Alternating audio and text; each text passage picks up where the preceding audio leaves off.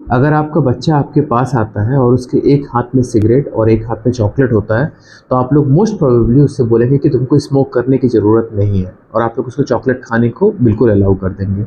Exactly Indian culture में ऐसा ही होता है। क्यों? क्योंकि हम लोग की नज़र में सिगरेट पीना बुरा है। लेकिन वहीं पे अगर देखा जाए चॉकलेट के बारे में, तो चॉकलेट भी कहीं न कहीं हमारे बच्चों को एडिक्टिव बना रहा है।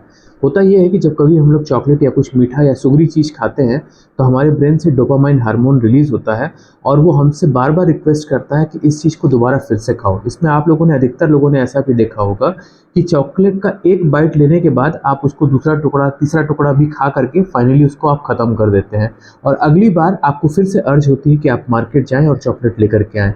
और चॉकलेट एक डीप, मतलब कैलोरी डेंस चीज़ है और वो आपका वेट बढ़ाने में आपको बहुत ज़्यादा आगे करके लेकर के जाती है और वो आपका वेट पुट ऑन करती है। तो ये ध्यान रखें कि शुगर वाली चीज़ें भी जो ज़्यादा शुगरी है वो आपके बच्चे के लिए उतनी ज़्यादा खतरनाक है जितना कि एक सिगरेट। हाँ, उसका असर तुरंत नहीं दिखाई देगा, लेकिन दिखाई ज़रूर देगा।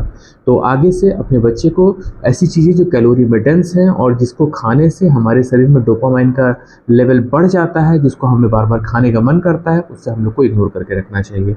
अपने बच्चे का सेहत का ध्यान रखिए और ख़ास तौर से उसकी स्लीप को भी ट्रैक करिए। अपना ध्यान रखिए।